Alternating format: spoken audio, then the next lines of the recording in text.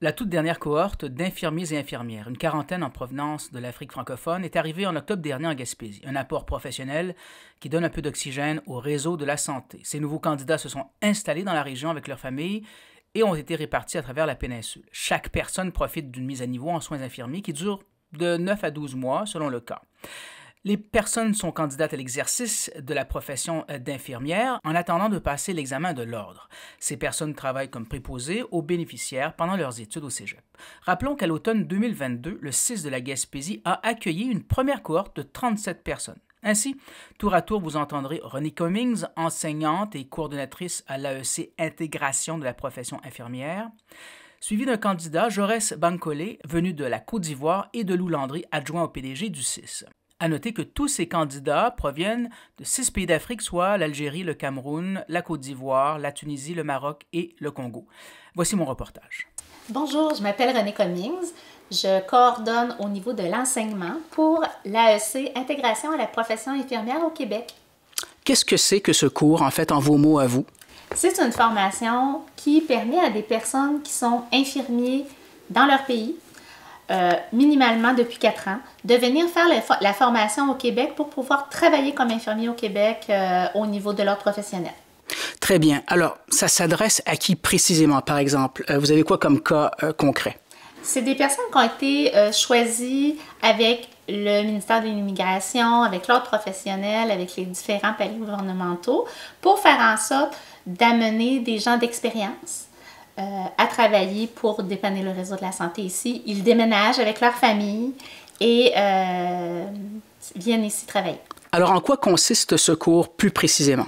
C'est une formation qui comprend en fait un bloc théorique, laboratoire et stage qui est obligatoire à tout le monde, qui comprend 615 heures de formation.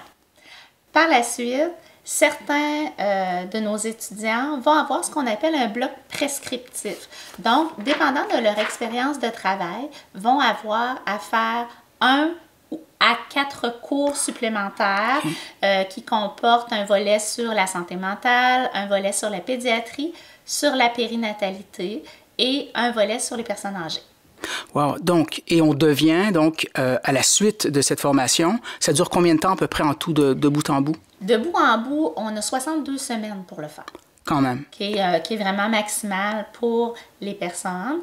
Et ensuite de ça, ça leur permet de se préparer à l'examen de l'ordre professionnel, ici, l'ordre professionnel des infirmiers du Québec, oui, pour pouvoir accéder au permis de l'ordre pour travailler comme infirmier. Donc, une fois qu'ils l'ont, ça y est, ils peuvent donc pratiquer. Oui. Et ça sur le territoire ici, Gaspésie-les-Îles ou ailleurs où elles sont fixées? Au Québec.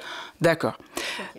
Vous avez un exemple concret, je crois qu'il y a eu à l'automne 2022, de mémoire, une première cohorte de plusieurs élèves. Enfin, je ne sais pas si vous avez le chiffre exact, mais vous avez une première cohorte. On a une première cohorte de 38 élèves qui a terminé le cours. Certains ont fini le premier bloc et ont pu tout de suite travailler comme candidats à la profession infirmière en attendant d'aller faire leur examen de l'ordre professionnel.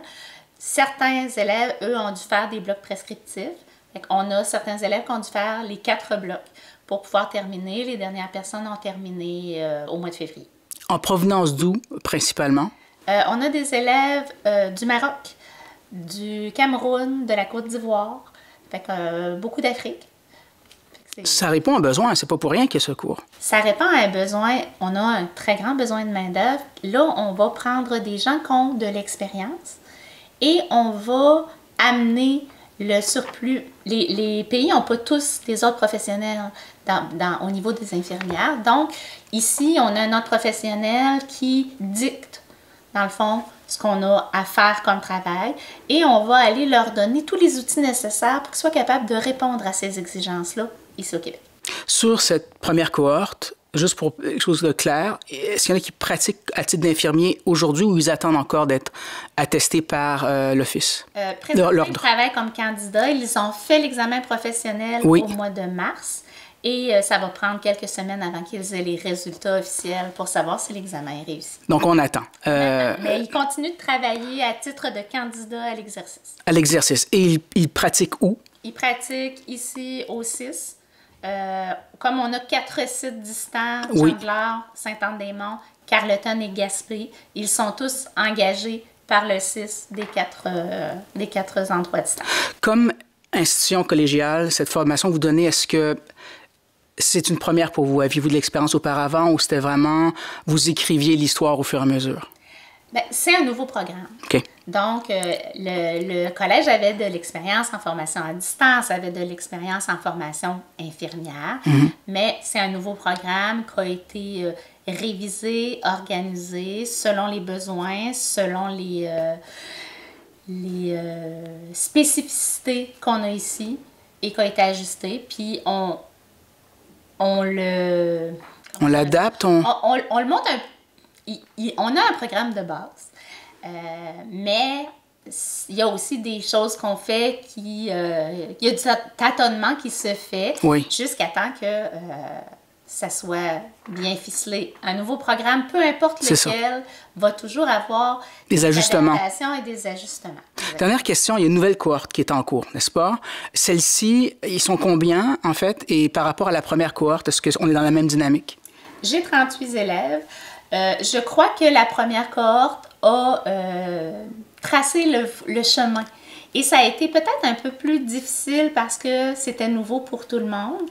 Je crois que notre deuxième cohorte, les partenaires du réseau nous ont énormément aidés au niveau du SANA, au niveau de tous les gens qui transigent autour pour faire en sorte que l'accueil se fasse mieux, que l'intégration soit plus fluide. Ce qu'on donne aussi comme accompagnement à nos élèves aussi est mieux encadré parce qu'on sait beaucoup plus où on s'en va. Je pense que ça va être rassurant pour nos élèves. Alors, bonjour. Bonjour. Présentez-vous. Je suis Bankole Jaurès. Je viens de la Côte d'Ivoire. Vous venez de la Côte d'Ivoire. Ouais. Qu'est-ce que vous faisiez en Côte d'Ivoire? J'étais infirmier. Infirmier. Ouais. Génial. Et donc, vous êtes arrivé quand ici au pays? Nous sommes arrivés au Québec en octobre. En octobre? 2023. Ouais. D'accord. Vous, avec votre famille, vous êtes arrivé? Oui, moi je suis venu avec ma conjointe et mon fils de 5 ans. Ouais. De 5 ans. Ouais. Génial. Donc, vous êtes venu ici pour quoi, en fait? Il y a 1 an, on a eu écho d'un projet de recrutement initié par le gouvernement du Québec qui recherchait des infirmiers pour, il me semble, avoir de la main-d'œuvre dans le domaine de la santé ici au Québec. Donc, moi, j'ai postulé. Parce que j'ai toujours voulu venir au Canada. J'ai postulé, j'ai été retenu et c'est comme ça que je suis arrivé. Vous avez été retenu, donc vous suivez des cours présentement pour devenir infirmier accrédité gouvernemental, donc pour le gouvernement du Québec. Oui, c'est ça. Comment ça se déroule, ce cours? D'abord, on a été prévenu, on nous a dit avant qu'on y vienne, parce que c'est vrai que là-bas, on est diplômé. Moi, par exemple, je suis infirmier depuis 11 ans. Voilà, donc on nous a dit comme ça que quand on allait arriver ici, on allait faire 1 an de formation. Ils ont appelé ça intégration à la profession infirmière. Donc on suit ce coup-là, on doit finir en janvier. En janvier? Oui, avec le cégep de la Gaspésie. Oui. Et après avoir obtenu le diplôme avec le cégep, on devra passer un test de l'ordre des infirmiers. L'ordre des infirmiers? Oui, on doit obtenir l'examen de l'ordre des infirmiers pour pouvoir être infirmier ici au Québec. Et cet examen, il a lieu quand? Concrètement, je ne sais pas, je ne saurais le dire. Je sais qu'il y a 2 sessions, en mai ou en septembre. D'accord. Ouais, donc on verra bien. Les cours, comment ça se passe? Comment vous vivez ces cours-là? C'est difficile? Il y a des obstacles? C'est facile? Non, c'est plutôt bien. Il faut dire que l'administration du cégep a mis quand même tout en place pour nous faciliter la tâche. C'est vrai qu'on fait des cours d'une manière particulière parce que nous, chez nous, on faisait toujours les cours en présentiel. Mais là, le professeur, il est à Gaspé. Oui. Nous sommes à Chandeleur. Oui. Et on est obligé de suivre les cours en hybride, je pense. En hybride. Voilà, c'est comme ça qu'il appelle, en hybride. Ouais. Pendant le cours que vous prenez, vous travaillez aussi? Oui. Vous faites quoi? Oui. Pendant le cours, moi, en fait, nous tous, Oui. On bosse en tant que préposé aux bénéficiaires au sein de l'hôpital. Même ici. Donc, combien d'heures par semaine? 3-4 jours semaine? 2-3 jours? On a droit à 20 heures. 20 heures par semaine en tant qu'étudiant. Oui. Donc, on bosse 20 heures par semaine en tant qu'étudiant, enfin, en tant que préposé aux bénéficiaires pour l'hôpital. Ici même à l'hôpital. Ici à l'hôpital. Et est-ce que, quand vous êtes parti de la Côte d'Ivoire, c'est ce à quoi vous attendiez ou est-ce que c'est mieux, en fait? Comment vous... La vie ici, les études, le travail, comment on vit ça venu de l'extérieur? C'est clair que c'est différent de ce qu'on s'était imaginé. Mais moi, personnellement, je peux dire que c'est quand même bien. Oui. Ouais, on se sent bien. Avant de venir, comme j'ai dit, ceux qui ont initié le projet, c'est-à-dire le MIFI, le CIS et tout ça, ils nous ont expliqué un peu comment les choses allaient se passer. Ils ont mis tout en place pour qu'on se sente bien. On est venu, on a rencontré le SANA, le service d'accueil des nouveaux arrivants, qui nous a vraiment soutenus sur tous les plans, que ce soit dans l'accueil, dans je veux dire, dans tout, pratiquement. Dans les activités d'intégration. Les activités d'intégration, voilà. Donc, c'est quand même bien. Une dernière question. Dans votre cours, vous êtes combien? Ici à Chandler, nous sommes 10. 10 En Gaspésie, nous sommes une quarantaine. Donc de la cohorte? De la cohorte, oui. Parmi ces 10, vous êtes tous de l'extérieur, donc vous avez des collègues d'Afrique aussi? Oui. Nous, dans notre cohorte, il y a le Camerounais, il y a des Congolais, des Ivoiriens, il y a aussi des Marocaines. Ah oui. Je sais qu'il y a des Marocaines, je pense à Carleton ou à Gaspé. Il y a une camaraderie donc. Oui, c'est toute une gang, comme le disaient les Québécois. Bravo, merci beaucoup. Très, très gentil. Bonjour. Merci. Il y a un apport d'infirmiers qui viennent en ce moment principalement d'Afrique et c'est un apport important. Ils ont des formations adaptées aux critères du ministère de la Santé. Jusqu'à quel point quelqu'un comme on a rencontré, M. Jaurès, est important pour le CIS? C'est un grand apport. On parle d'une première cohorte qui est arrivée à l'automne 2022 où on avait 37 infirmiers et infirmières diplômés hors Canada qui sont débarqués en Gaspésie. Une deuxième cohorte à l'automne 2023 d'une quarantaine divisée sur l'ensemble du territoire. Puis ces gens-là, au terme d'une formation d'environ 1 an avec le Cégep de Gaspésie des Îles pour se mettre à niveau aux pratiques du Québec, viendront contribuer au réseau gaspésien. On a connu, c'est pas caché, là, il y a un manque d'infirmières considérable dans l'ensemble du Québec, mais en Gaspésie.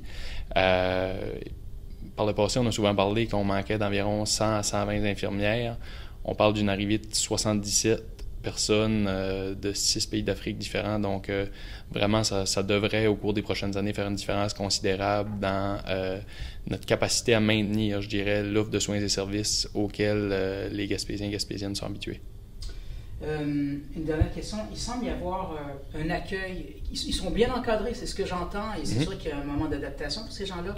Ils semblent être encadrés quand même, que ce soit par le SANA, aux activités. Le CIS aussi les encadre pour bien les intégrer au réseau? Tout à fait. Puis vous nommez le SANA, puis c'est intéressant puisque c'est un travail qui est fait avec les partenaires, le CIS, le Cégep, le MIFI, les organismes communautaires comme le SANA collaborent ensemble. Au niveau du CIS, oui, les choses sont mises en place pour faciliter l'intégration. Puis je dirais qu'il y a eu de l'amélioration entre la première et la deuxième cohorte. C'est peut-être ce qui est intéressant. On a appris de la première cohorte, on a appris de nos erreurs. Comme on entreprend des projets dans la vie, quand c'est la première fois,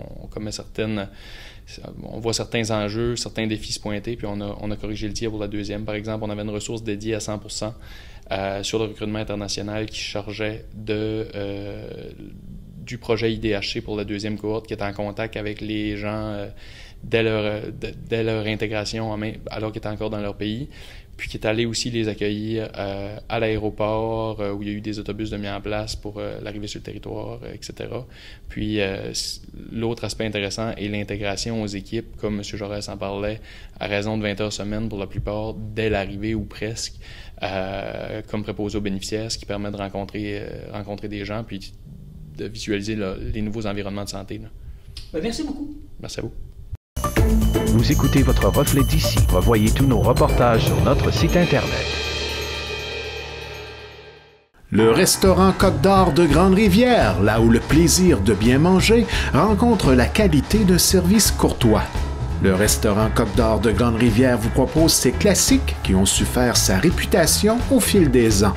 De son fameux poulet en passant par sa poutine légendaire et sa pizza gourmande, font du restaurant Le Côte d'Or un incontournable en Gaspésie. Nous offrons la livraison sur tout le territoire. Consultez notre page Facebook pour les heures d'ouverture.